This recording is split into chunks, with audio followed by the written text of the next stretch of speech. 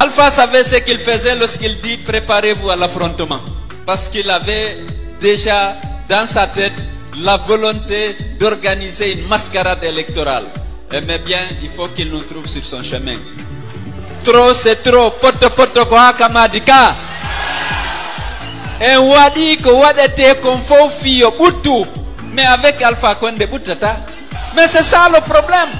On a accepté l'inacceptable pour qu'il y ait la paix dans ce pays. C'est la haine. Aujourd'hui, il y a 10 ans, bientôt qu'il est au pouvoir. Il ne parle pas de ce... C'est toujours ouais, d'avant, ce qu'ils ont fait. Ils ont fait ceci, ils ont fait cela. Il ne veut pas s'allier, pense-t-il, l'électorat de la Basse-Côte en attaquant le président Conté. De toute façon, le président Conté, c'est un homme d'État qui a géré le pays dans la paix et pour la prospérité de tous les Guinéens, sans discrimination. Il ne veut pas l'attaquer.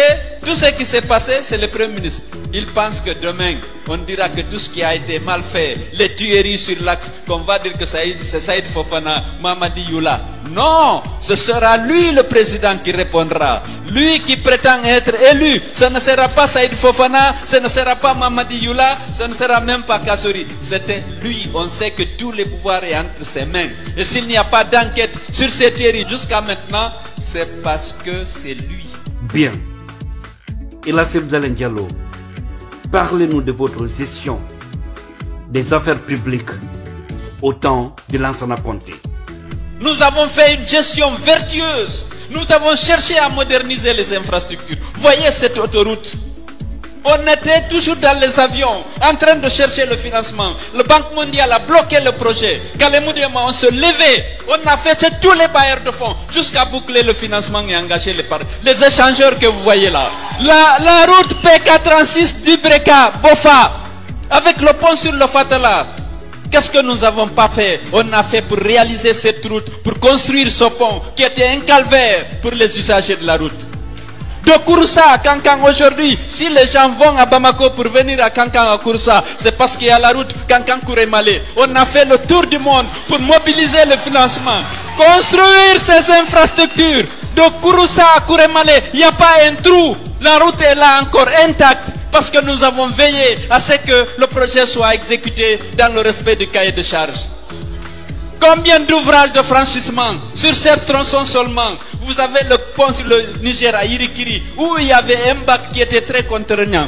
Il y a le pont sur le Niger à Djelibakoro, il y a le pont à l'entrée de Sigiri. Et puis vous avez les 217 km plus les 300 km de route qu'on a construit pour la Guinée. On ne dormait pas, on travaillait pour ça parce qu'on avait à cœur d'accomplir notre mission. Monsieur Alpha Condé est en train de dire que c'est nous qui avons mis le pied à terre. La route Sérédou Zérékoré Lola, à le bac sur le Diani, il a disparu grâce aux efforts et la confiance que le président Conté nous a dit. Il dit qu'on a mis le pays à terre. Comment ça? Votre président est fier de ce qu'il a fait. Alpha Condé tient à ternir l'image parce qu'il a tout fait pour neutraliser votre président. Il n'a pas pu parce que j'ai votre confiance. Mais j'ai la confiance de beaucoup de Guinéens qui veulent de moi. Ils le savent parce qu'ils me font confiance. Pas parce que je suis peul ou parce que je suis clair ou parce que je suis bien habillé. Ils savent que je suis un homme juste qui aime la Guinée et qui aime tous les Guinéens. Parlez-nous également de cette affaire d'Air Guinée. Nous avons trop parlé de ça. Allez-y, Elas. Tous les jours, il invente. Il a dit que c'est moi qui ai vendu Air Guinée. Je vais vous dire honnêtement ce qui s'est passé. Je me suis opposé. Elhadji Mamad Silla est là. Ça a été une source de conflit entre nous. J'ai dit au président, il ne faut pas vendre Air Guinée à Mamad. Il dit non, il y avait 3 avions. Il y avait le Boeing 707, le Boeing 737 et le Boeing 727. Le 727 et le 7 a été vendu au Nigeria à des étrangers. Il a dit celui-là je le vends à un Guinéen. J'ai dit président, c'est pas moi qui m'occupe de privatisation, c'est le ministère des Finances où il y avait une cellule de privatisation. Je n'ai pas participé ni aux négociations, ni à savoir qu'est-ce qui a payé, quel est le prix. C'est la cellule de privatisation qui a fait. Il veut qu'on dise que c'est moi qui ai pris l'avion présidentiel parce que l'avion, le Boeing 737 était l'avion du président de la République.